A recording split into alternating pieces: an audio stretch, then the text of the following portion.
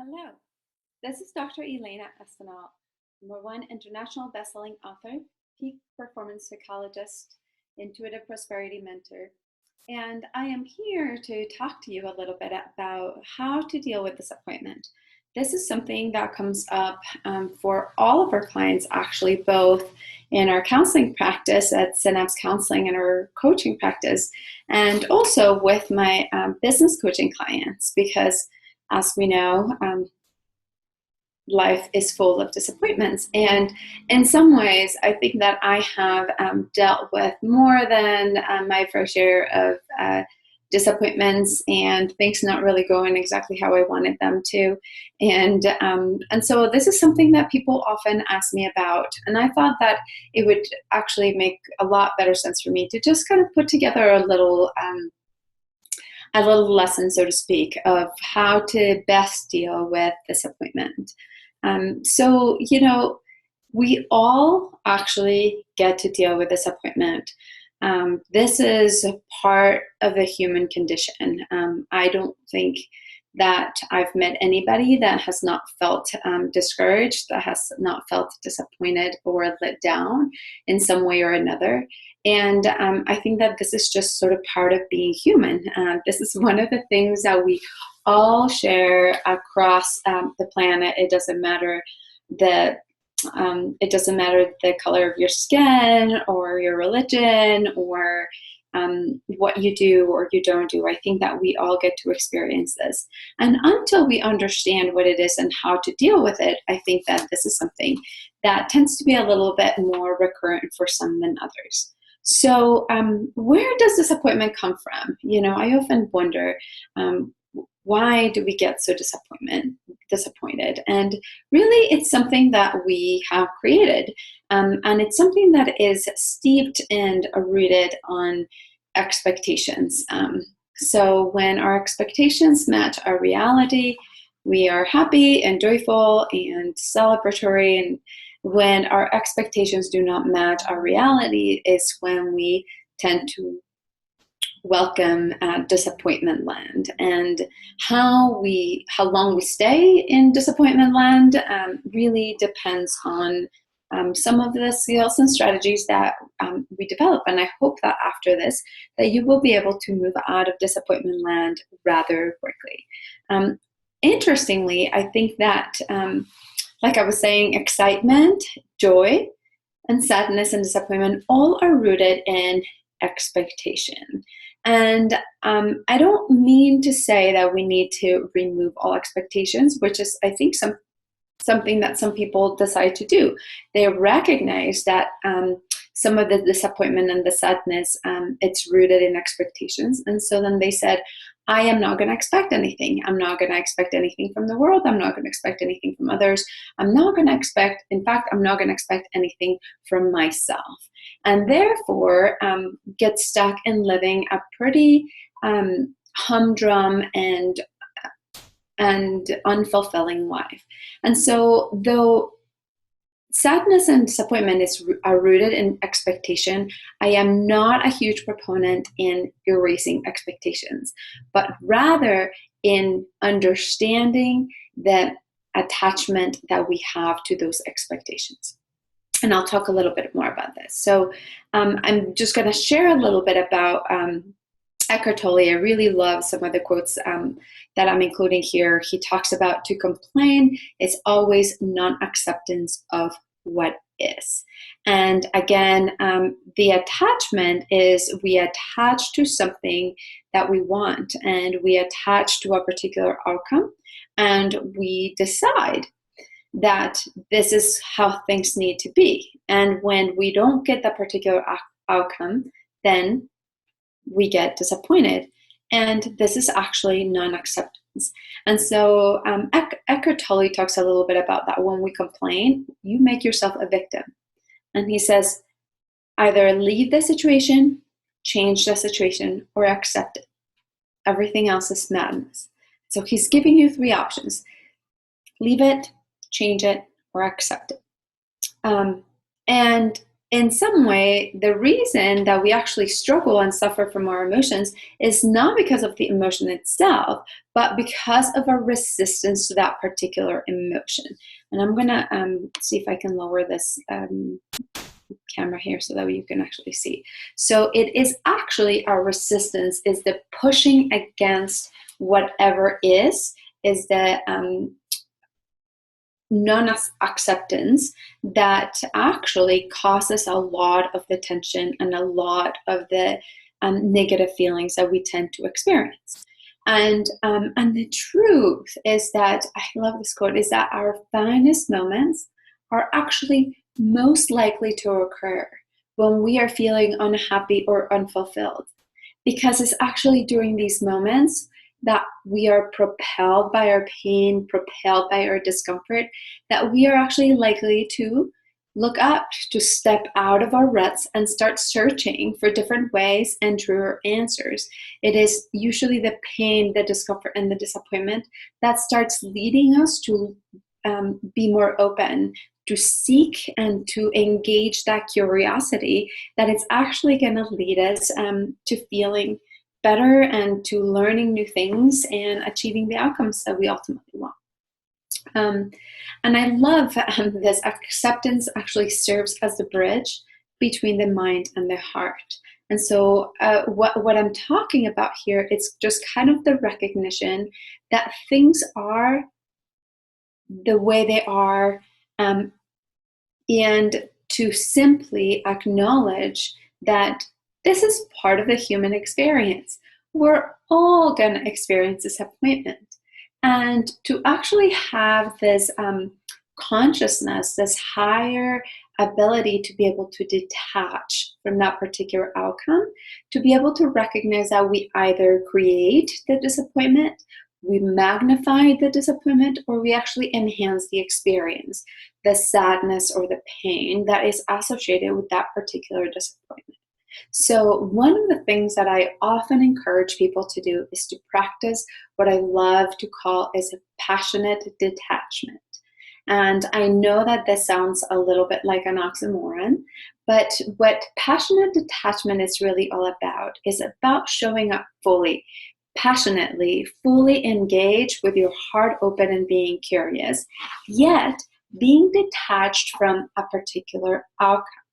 So being able to have that excitement and that passion, and being able to be open to whatever shows up in the moment, without making a decision that one thing is better than another.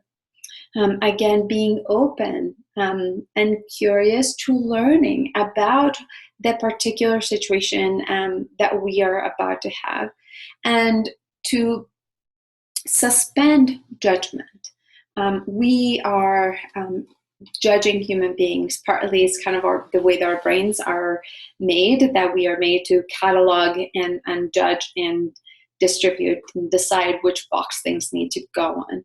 And so to really begin to practice non-judgment is one of the best practices that we can have, because when we can suspend judgment, then we can maintain that openness and that curiosity to figure out what is happening. The next piece is to ask, what do you need to be? Who do you need to be? Who do you need to become? What do you need to do to make it a success next time? So usually we experience disappointment when a particular outcome does not go the way that we want to. And so we usually tend to think about this as either success or failure. And even just having that dichotomy actually creates a lot of pain. So if we're able to view every single experience and every single opportunity as an opportunity for growth, then we are actually setting up an expectation for growth and learning that can really bypass a lot of the negativity and a lot of the negative feelings that come when we don't accomplish or achieve a particular outcome. And then being able to get back and then practice again, you know. So this is a great quote, and partly kind of goes back to the piece about judging, is that when we are judging ourselves and we're judging our situations, we actually create more pain. And when we are actually able to be open to the experience, we recognize that life will actually give us whatever experience is the most helpful for the evolution of our consciousness. I know that this is a really big concept, and sometimes it's hard to accept and hard to understand because we don't always get what we want. We usually get what we need. And so a lot of times we get experiences that we absolutely do not want to have. We would not wish them. We reject them, we resist. And the more that we reject and resist, the bigger the pain that we create or magnify. When we're able to recognize, I don't know why this is happening, but this is giving me an experience that is giving me an opportunity to evolve my consciousness, is giving me an opportunity to grow as a human being. What is the lesson in it? Then we begin to start living life from a place of openness and curiosity and joy. So again, disappointment in some way, then it becomes a mindset. It is simply an interpretation. And maybe we can go even further by saying it is simply a perception of something. And that perception leads to an interpretation that something, it's either good or bad. That we decide that it's either the worst day ever, or it is an opportunity to up level, an opportunity to grow, an opportunity to learn, an opportunity to serve, and or to experience something different and unique that we needed to experience in order to grow and to evolve as human beings. We actually get to choose that.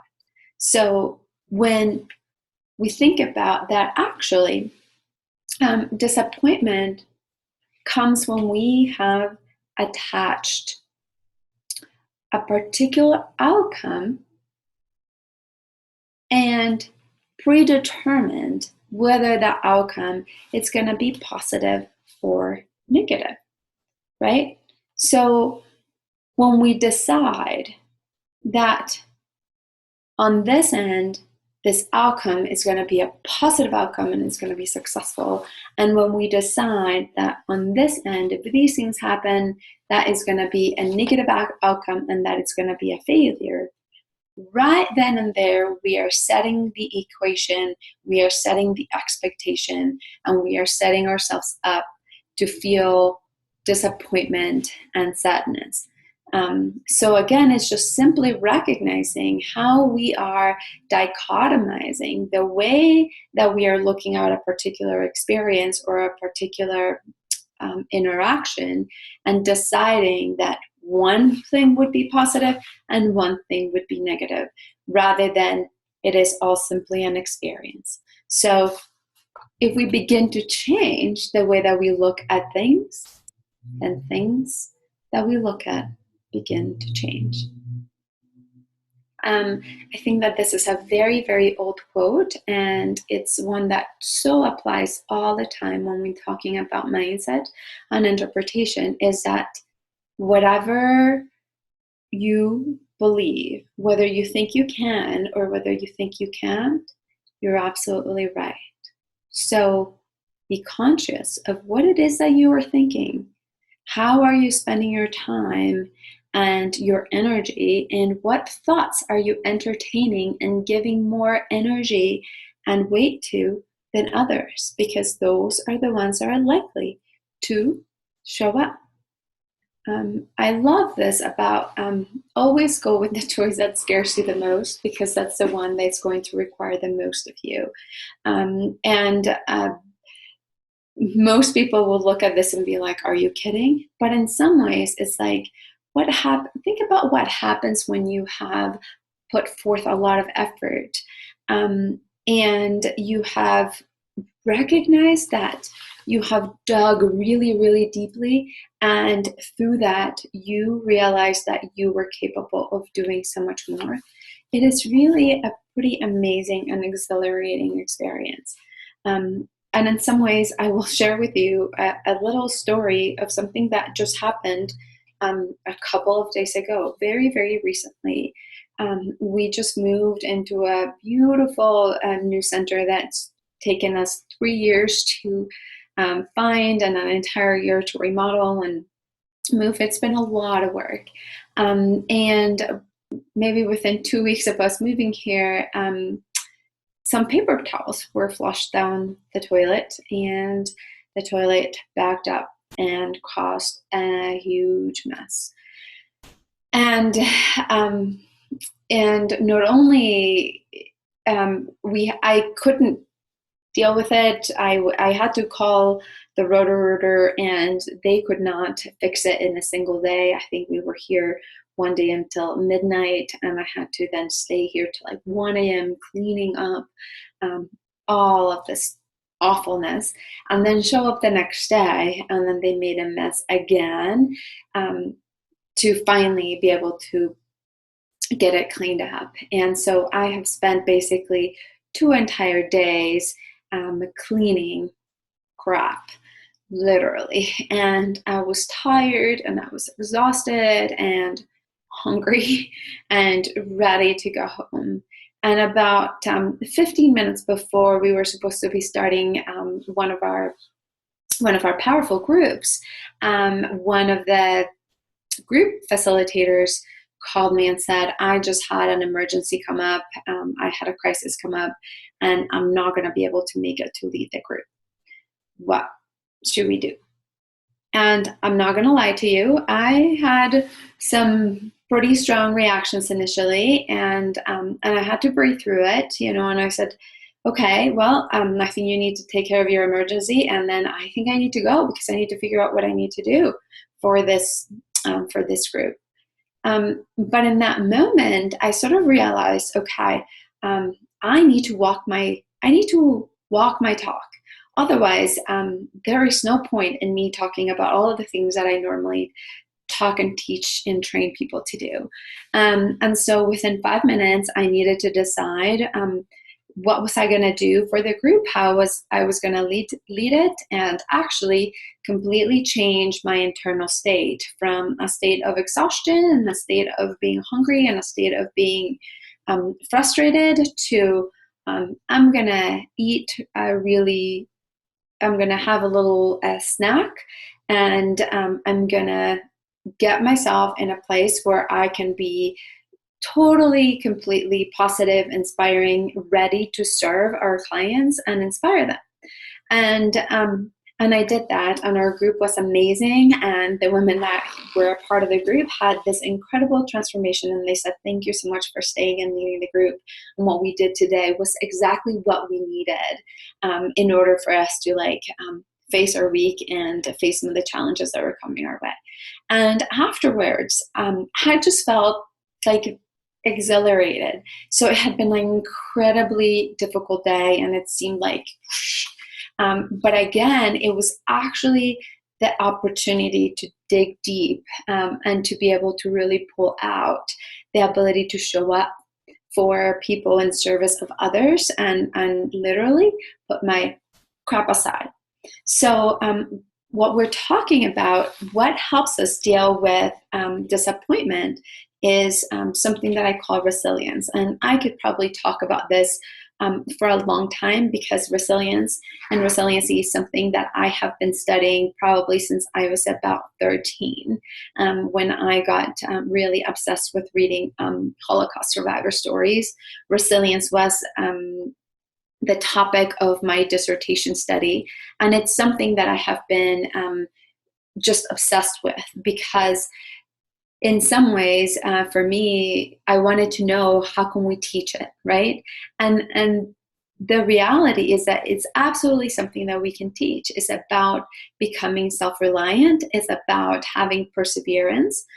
It's about having equanimity, which is a word I really love, which is this ability to be able to maintain grounding, to have a low key and non-attachment and non-reactivity to what is happening while maintaining a desire and a drive. So equanimity is probably the same thing when I talk about passionate detachment, right? So ideally, we are able to increase we have a low harm avoidance, right? So if you have a high harm avoidance, if you cannot tolerate risks, then being able to put yourself in situations where you're taking small risks and little bigger and bigger risks it's usually something that's going to increase your resilience, right? So the more comfortable that you become with a certain degree of risk while maintaining relaxation will allow you to be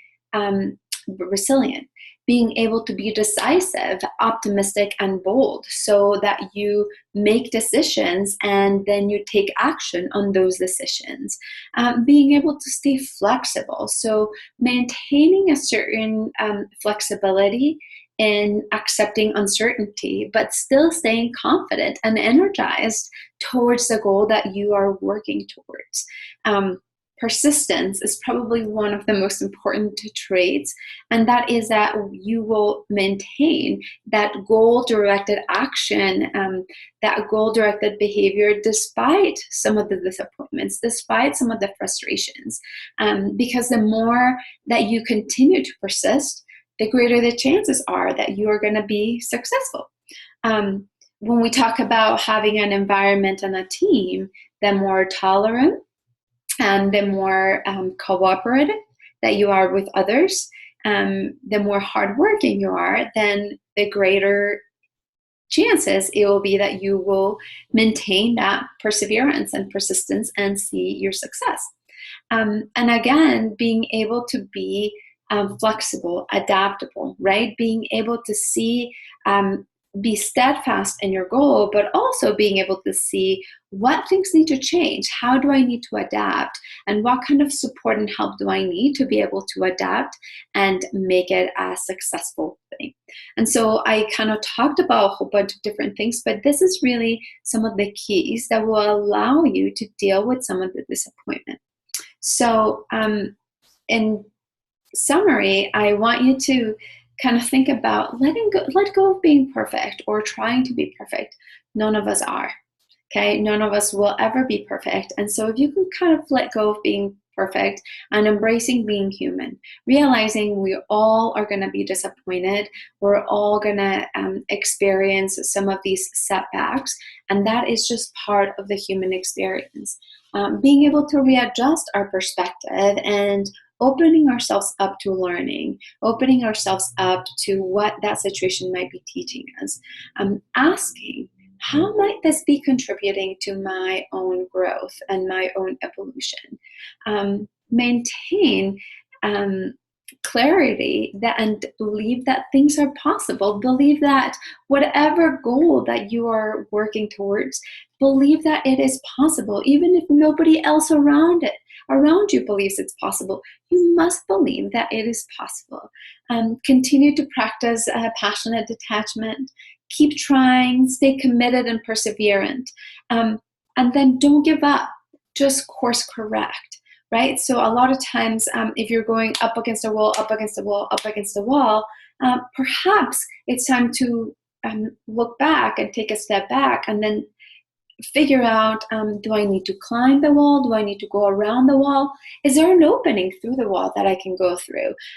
Do I need to do some type of course correction, right? So it's not just about being able to keep going up against the wall, but being able to have that openness, being able to try new things, have new perspectives, and then being willing to try something different. Ultimately, the desire to change and the desire to learn must be greater than your desire to stay the same. Staying the same is usually comfortable. Changing usually involves a certain degree of discomfort, and that is usually where the path to our evolution lies. Believe, I love this, believe that you are strong because you know your weaknesses, that you are beautiful because you're aware of your flaws, that you are fearless because you have learned to recognize um, illusion from reality, that you are wise because you've learned from your mistakes, that you're a lover because you felt hate, and that you can laugh because you have known sadness.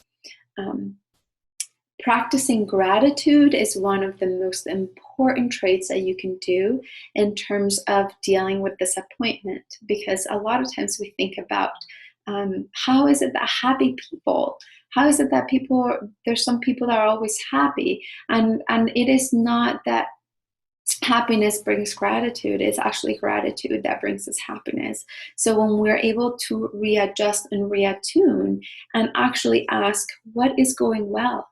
What am I grateful for at this moment, despite of all of these other things?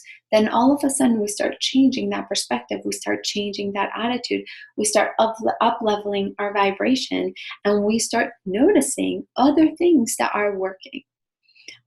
Please don't underappreciate the power that optimism and perseverance can have, because without these two things, a lot of times that disappointment will set in. Ultimately, what holds the distance between your dreams and your reality are the actions that you take, the decisions that you take. And, I love this quote: if plan A didn't work, the alphabet has 25 more letters, so stay cool, right? So we've heard of plan B and plan C. How many of you have all the way to plan Z? Most of the time I found that I don't need to go that far. Just knowing and recognizing that there are that many more letters for me to come up with a plan allows me the openness to have the curiosity, to have the perseverance, to have the creativity to create a different solution. We've heard that success is mostly attitude, mostly mindset, and that ultimately you are in charge of how you are going to feel, and that you can choose happiness regardless of what's happening and what situation you're encountering. Recognize that you are capable of actually changing the world, whether it's globally, a whole bunch of people at a time, or one person at a time. That it is little things, whether it's smiling and being kind, that can really create that change. And for those rebels out there, like me, I have always been a rebel. Sometimes the greatest pleasure that we have in our life is doing what people say that you cannot do. So for me, many times when I've heard people say, oh, you can't do that, or you're going to fail, or, there's a little piece in me that kind of ignites and just kind of goes, watch me. And just having the pleasure of knowing that I was able to do the thing that other people couldn't do, it's something that nobody can take away, And so some of you may not have that rebelliousness, but those of you that do, that might actually really, really ignite that our passion, right? That whatever it is that we love and whatever it is that we stand, doesn't need to have a reason to be. That our heart actually has a lot more wisdom, that our intuition has a lot more wisdom, and that sometimes our heart can lead the way in a much wiser way than our head does. And that ultimately it is by pursuing our own path, creating our own dreams, and knowing that we actually had the courage to go after them, rather than simply following their directions or somebody else's dreams, that creates the satisfaction. Because life is short. We tend to think that we're going to live forever, and we never know. So one day your heart will stop beating, and all of the fears that you have about, whether it's criticism, or whether it's judgment or failure or embarrassment or humiliation, all of those things won't matter. it's only going to matter how you lived, how you showed up, how you were present, how you loved. And so do not let those fears get in the way. Because remember, I'm going to leave you with my most favorite quote of all times. And this is one that I often go to when I feel the most disappointed, is that the only people who change the world are the ones crazy enough to think they can. So get out there and change the world.